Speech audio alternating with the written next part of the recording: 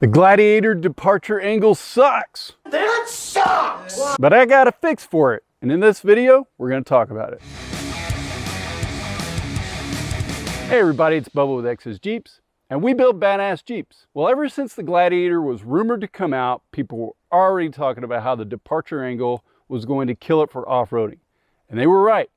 Even with 6.5 inches of lift and 40-inch tires on our Gladiator, we still had problems taking on obstacles, either going up them with the bumper dragging the ground or coming off of a rock and hitting it with a bumper or rock ledge or something like that. So we were sitting around the shop one day and I decided I was going to do something about that. If you follow us on Instagram, and if you aren't, you should, then you've already seen a few shots of this.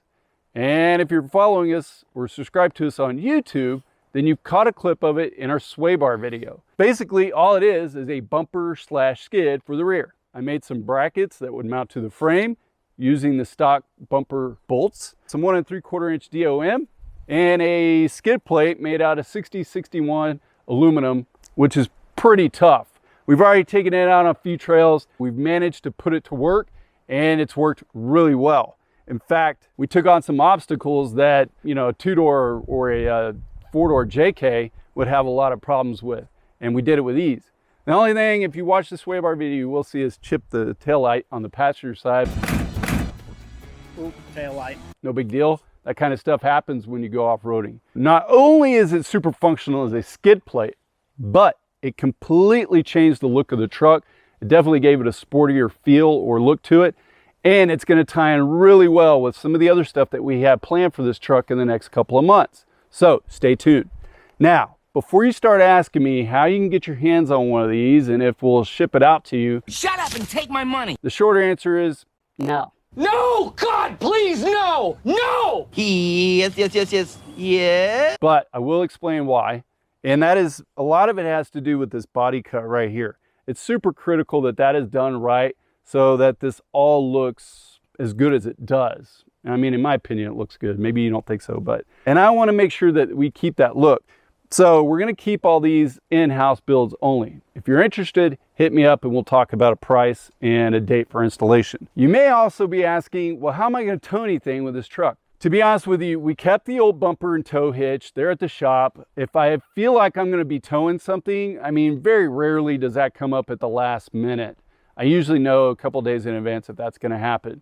It's very easy to remove this and put the old bumper and tow hitch back on it.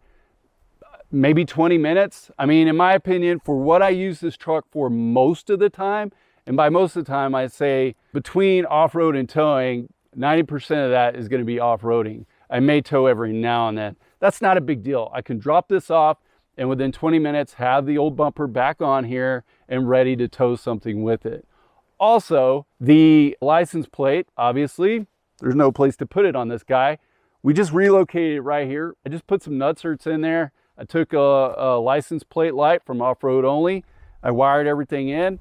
Super easy. Looks good. It's out of the way. It's not going to get damaged. And we're legal. The other thing I want to add is that we incorporated some tow points. We don't always have to do that. But I was worried that what if, for some reason, we need to pull somebody out or we need to be pulled out.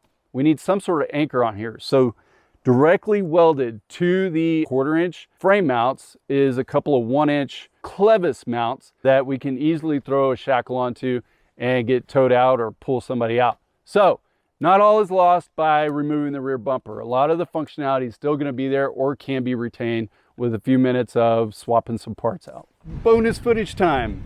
Something I put together recently because we got some big plans for the back half of this truck. And one of the things I wanted to do was build a skid plate in the back for the future fuel cell so that we can really get aggressive with the suspension. And at the same time, increase the departure angle in the rear, offering us tons more capability off-road. So let's take a look. As you can see, we've already brushed up some rocks here. Woo, look at that though. I mean, there's no way you could have done that with the factory bumper or pretty much any other kind of bumper on the back of this truck. Even the aftermarket bumpers aren't offering that much clearance. Got our D-ring mounts right here, so if we do need to get pulled out of a situation, we can. We drug a little bit here, but it wasn't anything big. Nothing holding us up. We just came down on a rock. Gonna have Pat jump in the driver's seat and come up over this ledge. Keep going, keep going.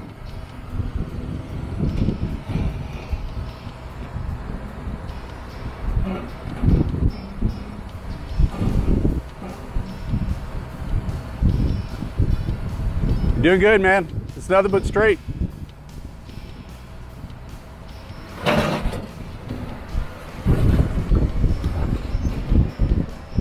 Perfect, perfect. Doing good. It's just skid plates. Awesome. All right, hold on a second. Go slow. All right, come on down with it.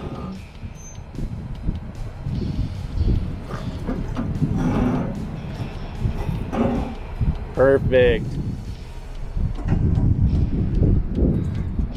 As you see, the Gladiator's wheel, so freaking awesome. I'm super excited to wheel those things. The more I wheel it, the more tempted I am just to sell my JKU and just wheel this thing all the time. Now, as you can tell by these scratches here, this thing's not just eye candy, it's working. Now, some will ask, does that skid plate really need to be there? And the answer is, no, not really. But I got some other stuff planned ahead for this build, so make sure you subscribe so you don't miss out.